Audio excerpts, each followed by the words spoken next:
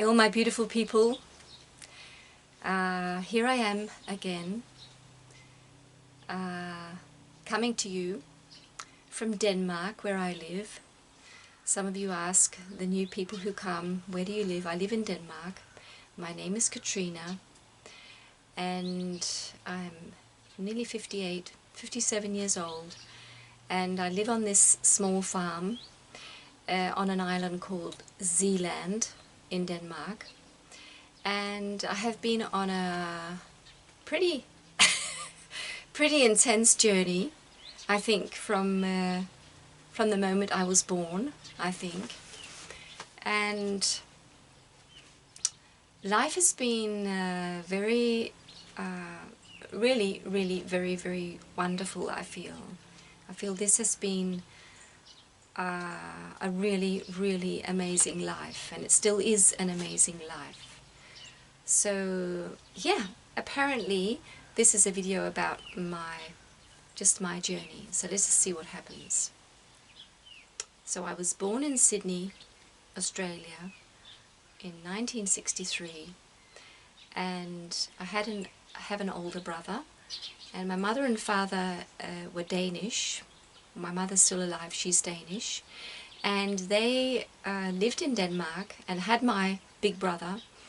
And everything was changing in the 60s, and the world, Australia, South America, they wanted all this growth, and they wanted people who were innovative to come and get things moving. So my father was he was a furniture builder or wood craftsman, and also an architect. And so my mother was had trained to be a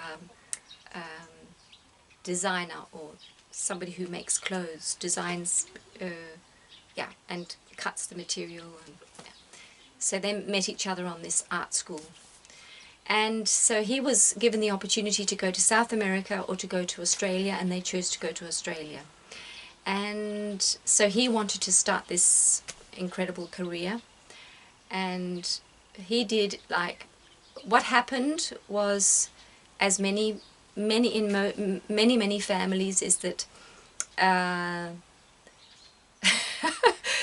people, they come into these marriages with all their baggage and all their hurt from childhood, and they get they go on this wave of making money and becoming famous and all this, and then they neglect their family, and not because they want to, but that is what happens. And my mother and father had one more child. They had my little brother, and by then it was really quite unhappy already. And my father met another woman, and my mother was very unhappy already, and so they parted. And when I was about 7 years old, my mother chose to go back to Denmark to live with me and my two brothers. And so I didn't know the language Danish, so I couldn't speak the language, but I could sing a little song, and I'll sing it for you now. Tingelingelater, tinsoldater, blymatroser, bum lum lum. Se til højre, se til venstre, hele regimentet drejer om. Nu er klokken blevet mange, så må vi se at komme hjem. Ellers bliver vor moder bange, tingelingelater om igen. I could sing that, and I didn't know what it meant. It was about some soldiers who were marching along, and so anyway, I got to know what that was all about because I learnt the Danish language at school. So at that time there were not many foreigners in the Danish schools, so we were given a very wonderful treatment, me and my brothers. So we were taken out in there was gymnastics and religion, I think it was, the two subjects. We were taken up into a little place and we were taught Danish. So when you're so young, you learn language very quickly. But my birth tongue, or what you call it, is English. And so that's one of the reasons why I do these videos in English, because I love speaking English.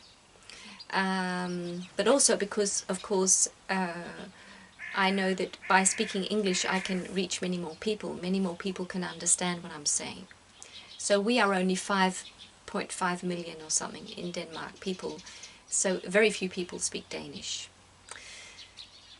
So what can I say? I went to high school. I loved going to school, and I think it's because there was a lot of emotional stress in my home, and there was not much of. I missed having parents who were actually told me what to do. So it's very the opposite of very maybe American young people who are told what to do by their parents. I wasn't told what to do by my mother because she was not a very authoritarian person. So I actually missed having, I felt in a way I was the authorities often. So so I loved going to school because there was a lot of structure, and the school then was very, it was actually very, it was very creative, and this was in the 70s, the beginning of the 70s. In Denmark, we had realized that you have to meet the child where it is, and you have to do a lot of creative things because all children are different. And so when we spoke to our teacher, it was always by the first name.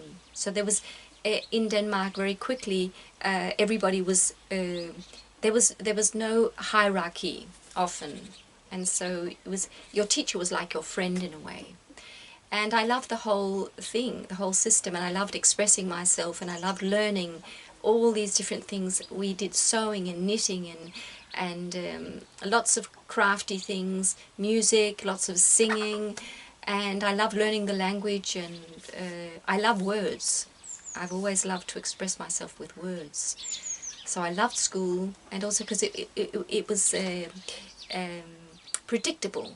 You always knew that this was what was going to happen, and so it's very a safe place for me.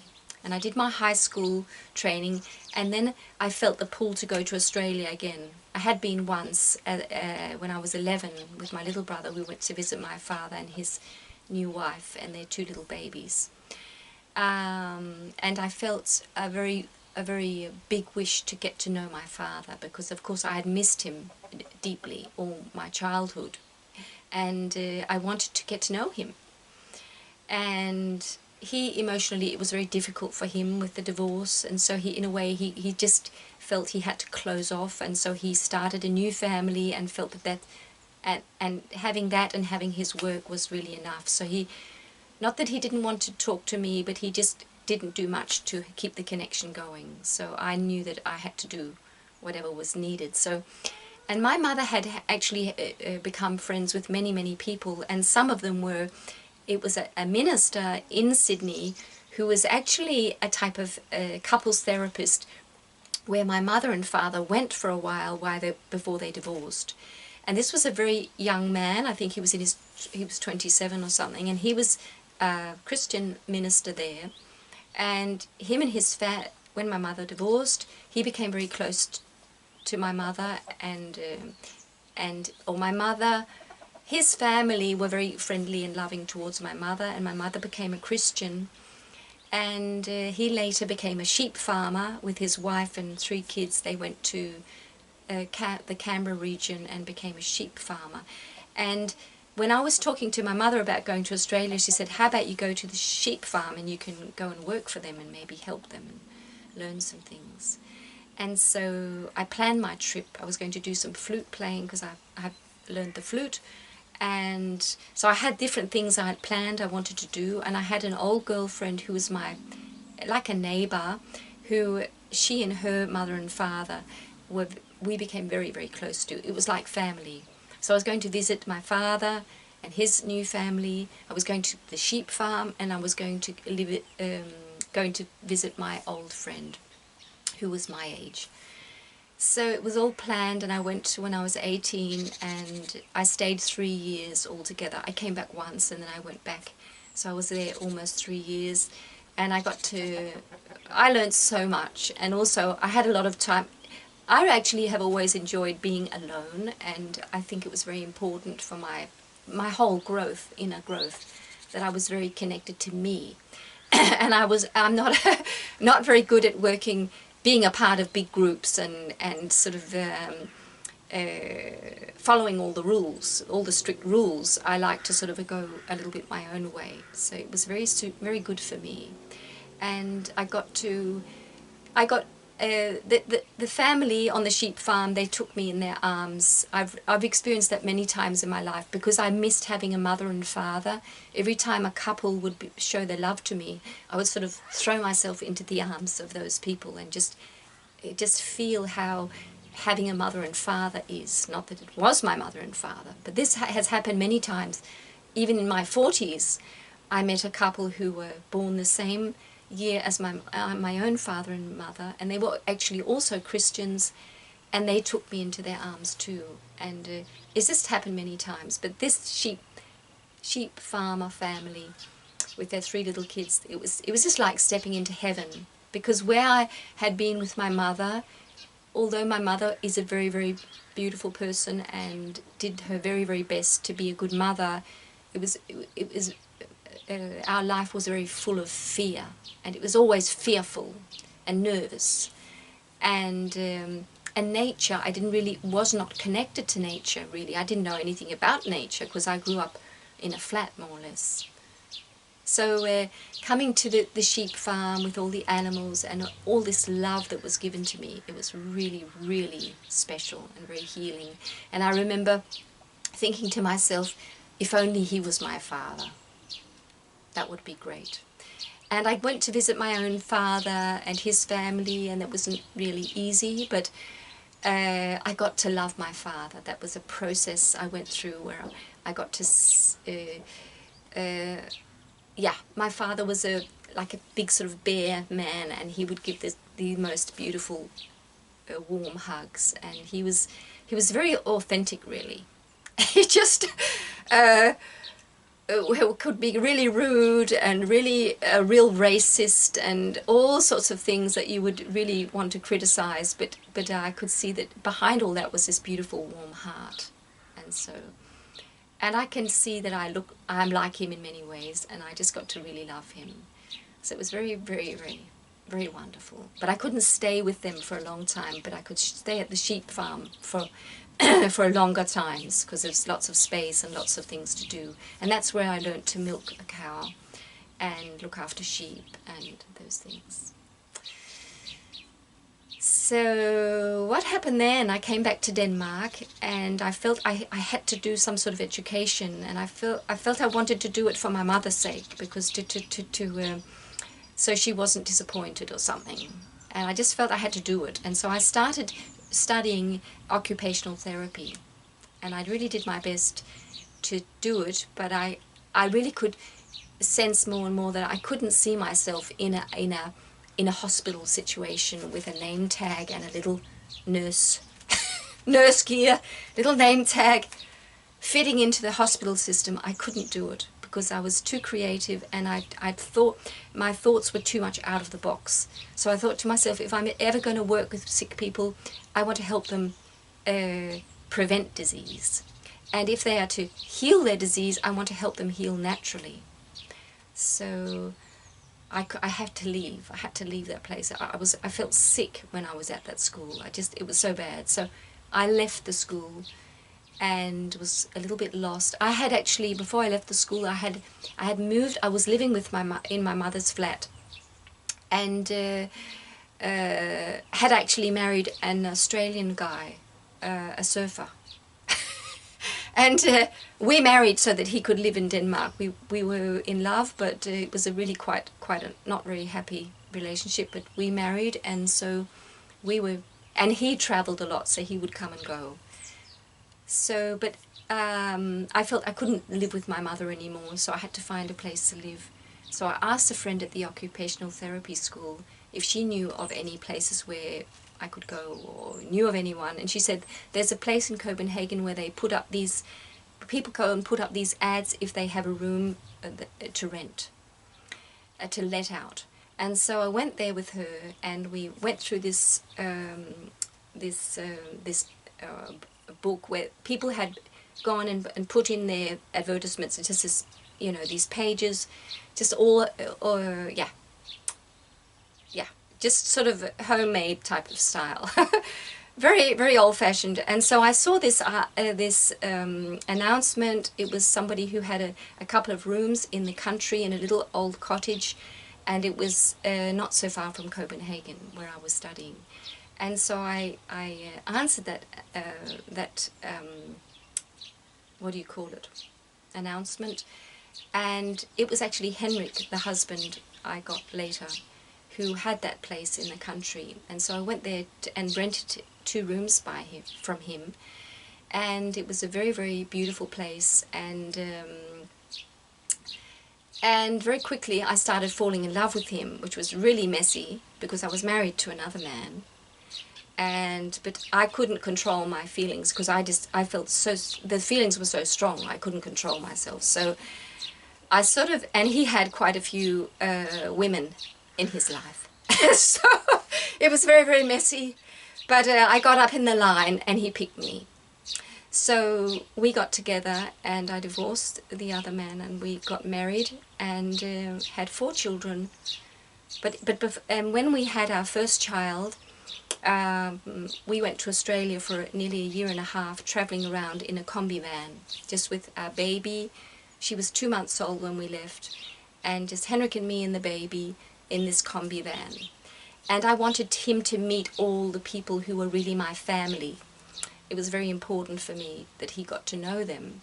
And so we more or less just lived off very little money for that time, and it was very, very, very special and very healing for me, because having this very, very peaceful life with a man, just a man by my side, and knowing that he really loved me and I was safe, and there were no great ambitions like my mother had experienced in their 25 years earlier. There was all these ambitions and so we were in a different state of mind and also in a different time. So what was most important really was just the nearness, and to just be together and enjoy life. So that's the way we started our life together, and it was very, very, very special. I just remember feeling this is heaven, and I just can't believe how fortunate we are to be able to live this way. And I still wasn't educated. I hadn't finished my education, but I just had this feeling I want to be a mum, and I want to have a really, really wonderful family life, and that's really what was developing. So we went travelling with something called Willing Workers on Organic Farms, and it's in a way it's changed to what's called Workaway, and it's all around the world. But at that time it was only organic farms, and you could go and work 4 hours a day for food and accommodation, and we did that many places and met the most beautiful people, but also people who were struggling a lot, and just got to know about the life on the land, and even more than I'd learnt on the sheep farm. And so we both felt like living on the land when we came back to Denmark, and so we bought this little place in 1990 with 11 acres of land, and I just fell in love with it straight away. I thought it was really, really special, very romantic and very lovely. So we could live, because it was very cheap, so we could live off one income, one small income, because my husband is a teacher, he was a teacher, and worked at the local school.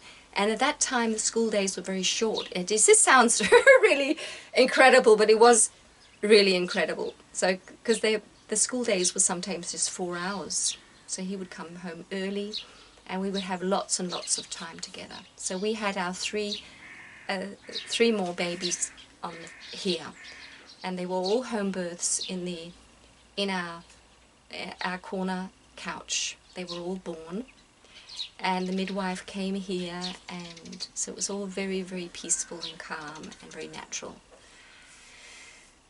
So as our children grew up, I think we had a very social life with our with our family. We were always a lot with our family. You know, we went to birthdays and Christmas and parties because Henrik's parents lived nearby, so we often went there. That was a very special thing, because I hadn't had much family as a child in Australia, and she was like a grandmother to me because she was quite a bit older than me. So it was really, really all that I had dreamt of as a child, really, I got in my own life. And so we often had the friends, our kids' friends came over. They took the bus home. We took our bicycles up to the bus, put them on the bus in the morning, and then they were put off on this side of the road. They had to cross the road in the mornings to go over to the bus. So we had to follow them over the road because it was quite a dangerous road. But in the afternoon they were put off on this side, so they could just drive down this. It's a 2-kilometer road down to our farm. So they were very self-mobile, our children, with their bicycles. And so they often had kids come home to play, so there was a lot of children here playing and doing sleepovers, and that was very common. So, and because we only had a little bit of money, we used the beach as our holiday, so we would go and spend the whole day at the beach, which we love. So yeah, and our children grew up and more or less ran away. And they apparently need a lot of time to just not be here, and some of our kids want to come and visit us, which is really, really wonderful. And now we are getting older and have been divorced the last year. I left Henrik because it was too difficult emotionally for us, and I got to see that what I needed to do was just really pour my love onto him, and everything fell into place and into balance. So yeah, so love is the answer, and sometimes love is to say no, and sometimes love is to leave someone. So that's really, a lot of my videos have been about trying to understand love myself, and also trying to help you understand love. What is love? Because love is really all there is. And the more we are in the love vibe, the more we embrace the love, the more we allow love to pour out of us and fill us, the more everything comes into balance.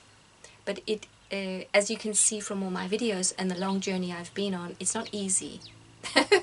Learning how to love and what love is not easy. And yeah, so it's been a really, really, really wonderful life, and very, very exciting, and a lot of pain and a lot of joy. And what I feel life has taught me many, many things, and one of the things is that everybody really is a love being, and behind all the layers of pain or bad behavior, or whatever you can call it, people who are unkind, it's behind all the layers there's this beautiful loving being, full of wisdom, full of peace, full of truth. So it's really God within. So where I am right now is just really enjoying being, and enjoying that. I think every time it's my birthday, I think to myself, oh my goodness, imagine I've had all these years to live on this planet. So, and I love this planet. It's just very, very special. So this is making me all touched. And I love all of you, and I thank you for being here on this incredible journey I've had the last 7 years on this YouTube, which has been such a gift for me, because being able to share how you feel and having people respond who can use what you're saying and bring back their wisdom and their support has been so special. So thank you for being there and for being you. And so this was a little story about me. So I'll see you in the next video. Bye.